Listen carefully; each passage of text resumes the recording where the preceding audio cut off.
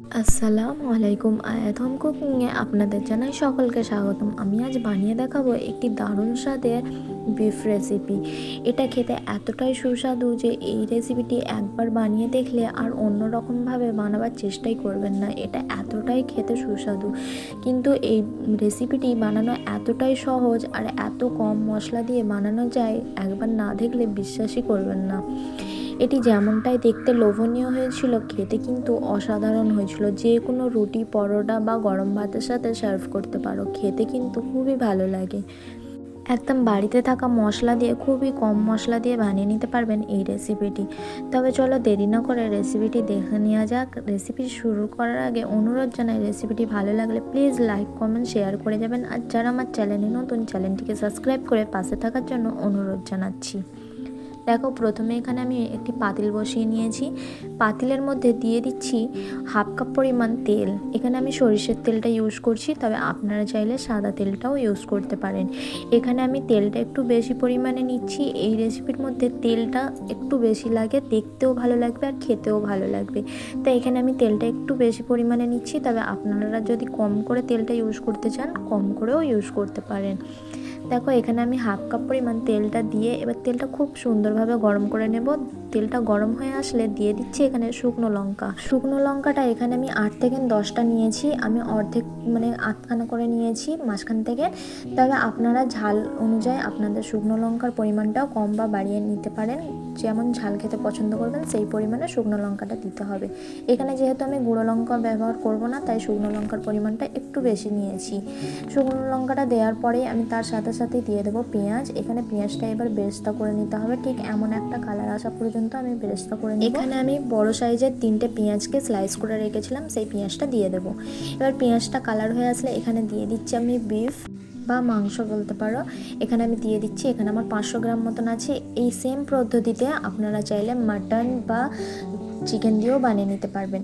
তবে এখানে আমি পাতিলের মধ্যে বানাচ্ছি, আপনারা চাইলে প্রেসার কুকারের মধ্যেও বানিয়ে নিতে পারবেন। এবার দেখো, মাংসটা দেওয়ার পরে এবার আমি ভালোভাবে 2 থেকে 3 মিনিটের জন্য এটা কষিয়ে নিই। 2 থেকে 3 মিনিট পর দেখবেন বিফের কালারটা অনেকটা চেঞ্জ হয়ে এসেছে। এই পর্যায়ে আমি দিয়ে দিচ্ছি লবণ। এখানে স্বাদ অনুযায়ী লবণ দিয়ে দিতে হবে। লবণটা দিয়ে আবারও আমি মিক্স করে নেব, যাতে বিফের মধ্যে লবণটা খুব সুন্দরভাবে মিক্স হয়ে যায়। এবার এখানে মিক্স করার পর এখানে আমি দিয়ে দেবো আদা রসুনের পেস্ট। এখানে ফ্রেশ আদা রসুনের পেস্টটা যদি অ্যাভেলেবেল থাকে তবে ইউজ করতে পারেন, আবার না যদি থাকে, যদি ফ্রিজের মধ্যে স্টোর করে রাখা থাকে ওটাও ইউজ করতে পারেন। তবে ফ্রেশ আদা রসুনের পেস্টটা ইউজ করলে খুব ভালো একটা ফ্লেভার আসে, তাই চেষ্টা করবেন টাটকা আদা রসুনের পেস্টটা ইউজ করার। এখানে আমি 2 টেবিল চামচ পরিমাণ আদা রসুনের পেস্টটা দিয়ে দিচ্ছি। এবার আদা রসুনের পেস্টটা দিয়ে আমি বিফটা কষাতে থাকবো যতক্ষণ পর্যন্ত না বিফের একটা কাঁচা গন্ধ চলে যায়, বা আদা রসুনের পেস্টের যে একটা কাঁচা গন্ধ থাকে সেই কাঁচা গন্ধটা যতক্ষণ না পর্যন্ত চলে যায় এটা কষাতে থাকতে হবে। তবে গ্যাসের ফ্লেমটা লোতে রেখে আমি কষাতে থাকবো। গ্যাসের ফ্লেমটা লোতে রেখে কষালে আর কি হয়, যে গোশের মধ্যে একটা পানি থাকে, সে পানিটাও বেরিয়ে আসে আর মশলার কাঁচা গন্ধটাও চলে যাবে, বা আদা রসুনের কাঁচা গন্ধটাও চলে যাবে। দেখো, এখানে 3 থেকে 4 মিনিট মতন আমি কষিয়ে নিয়েছিলাম, আর যে আদা রসুনের একটা কাঁচা গন্ধ থাকে আর গোশের যে একটা কাঁচা গন্ধ থাকে সেটা চলে গেছে। এই পর্যায়ে আমি দিয়ে দেবো এখানে জিরে গুঁড়ো। এখানে আমি ভাজা জিরে গুঁড়োটা ইউজ করছি। এখানে দিয়ে দিচ্ছি আমি 1 টেবিল চামচ পরিমাণ।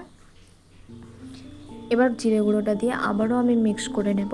এখানে মিক্স করা হয়ে গেলে দিয়ে দেবো এখানে আমি হোমমেড গরম মশলা গুঁড়ো। এখানে আমি বাড়িতে বানানো গরম মশলা গুঁড়ো ইউজ করছি 1 চা চামচ পরিমাণ। এই গরম মশলা গুঁড়ো আমার চ্যানেলে দেওয়া আছে, লিঙ্ক আমি ডেসক্রিপশন বক্সে দিয়ে দেবো, আপনারা চাইলে যে দেখে নিতে পারেন। এই গরম মশলা গুঁড়ো যে কোনো রেসিপি ইউজ করতে পারো, মাটন হোক বা চিকেন, মাছ, যে কোনো সাদা সবজি বলো, নিরামিষ বলো, যে কোনো রেসিপিতে এই মশলাটা ইউজ করতে পারো। এই মশলাটার কারণে দেখবে রেসিপির স্বাদটা দ্বিগুণ বেড়ে যায়। তাই অবশ্যই যদি দেখতে চাও, আমি লিঙ্ক আমি ডেসক্রিপশন বক্সে দিয়ে দেবো, আপনারা চাইলে যেয়ে দেখে নিতে পারো। এবার দেখো, মশলাটা দেওয়ার পরে খুব সুন্দরভাবে এখানে কষিয়ে নিতে হবে। এখানে আমি 2 থেকে 3 সেকেন্ডের জন্য মশলাটা কষিয়ে নিচ্ছি। এখানে খুব বেশি কষানোর প্রয়োজন নয়, 2 থেকে 3 সেকেন্ডের জন্য কষিয়ে নেব। তবে গ্যাসের ফ্লেমটা অবশ্যই লোতে রেখে কষাবেন, তাহলে কি ভালো হয়। 2 থেকে 3 সেকেন্ড মতন কষানোর পর এখানে আমি দিয়ে দিচ্ছি আলু। এখানে আমি 2টো বড় সাইজের আলুকে ছোট ছোট করে আমি কুচি করে রেখেছিলাম। আশা করি দেখে নিশ্চয়ই বুঝতেই পারছো যে কতটা ছোট করেছি। এইভাবে করে কুচি করে রেখেছিলাম, সেই আলুগুলোকে আমি দিয়ে দেবো। এখানে আলুগুলো দেওয়ার পরে আবারও আমি কষাতে থাকবো যতক্ষণ পর্যন্ত না কালারটা চেঞ্জ হয়ে আসে। বিফের আর আলুর মধ্যে একটা সুন্দর কালার যতক্ষণ পর্যন্ত না চলে আসে ততক্ষণ পর্যন্ত এটা কষাতে হবে। তবে এখানে আমি কোনো রকম পানি ইউজ করব না, আর কোনো রকম মশলাও আর ইউজ করব না। এখানে লো ফ্লেমে ভালোভাবে কষিয়ে নিতে হবে। আলুর মধ্যে থেকে না একটা পানি রিলিজ হবে, আর বিফের থেকে না একটু পানিটা রিলিজ হবে। ওই পানি দিয়ে এখানে কষাতে থাকবো লো ফ্লেমে। এইখানে কষাতে হবে, নাহলে হাই ফ্লেম দিলে এখানে নিচেটা লেগে যেতে পারে, আর যেটা খেতেও ভালো লাগবে না, দেখতেও ভালো লাগবে না। দেখো এখানে আমি 8 থেকে 9 মিনিটের জন্য এটা লো ফ্লেমে কষাচ্ছিলাম। দেখো কালারটা অনেকটা চেঞ্জ হয়ে এসেছে, আলু বা বিফের কালারটা চেঞ্জ হয়ে এসেছে অনেকটা। এইবার আমি এখানে দিয়ে দেব হালকা উষ্ণ গরম পানি। এখানে গরম পানিটা ইউজ করবে, তাহলে রান্নাটাও চটজলদি হবে, আর দেখবে টেস্টটাও খুব সুন্দর আসে রেসিপির মধ্যে। এবার দেখো এখানে 1.5 কাপ পরিমাণ পানি দিয়ে এবার আমি এটা ঢাকা দিয়ে ফ্লেমে 7 থেকে 8 মিনিটের জন্য এটা রান্না করে নেব। এখানে যেহেতু অনেকক্ষণ ধরে আমি কষাচ্ছিলাম, তাই আলুটা আর বিফটা অনেকটাই সিদ্ধ হয়ে গেছে, আর এখানে সিদ্ধ করার মতন কোনো কথাই নয়। পানিটা দিয়ে হালকা ফুটিয়ে নেব। এই রেসিপির মধ্যে একটু মাখো মাখো গ্রেভি হয়, তাই খেতে খুবই ভালো লাগে। দেখো এখানে 7 থেকে 8 মিনিট পর এটা আমি সার্ভ করার জন্য নিয়ে চলে এসেছি। দেখে নিশ্চয়ই বুঝতেই পারছো যে কতটা সুন্দর কালার এসেছে। এবার আমি সার্ভ করে দেখিয়ে দিচ্ছি যে কতটা সুন্দর আর কতটা লোভনীয় হয়েছে রেসিপিটি। এর ঝোলটা যেটা হয় একটু মাখো মাখো হয়, এটা একদম পাতলা গ্রেভি হয় না, তাই বেশি পানি দেবেন না, তাহলে খেতে ভালো লাগবে না। দেখো কতটা সুন্দর আর কতটা লোভনীয় হয়েছে। আশা করি দেখে নিশ্চয়ই বুঝতেই পারছো।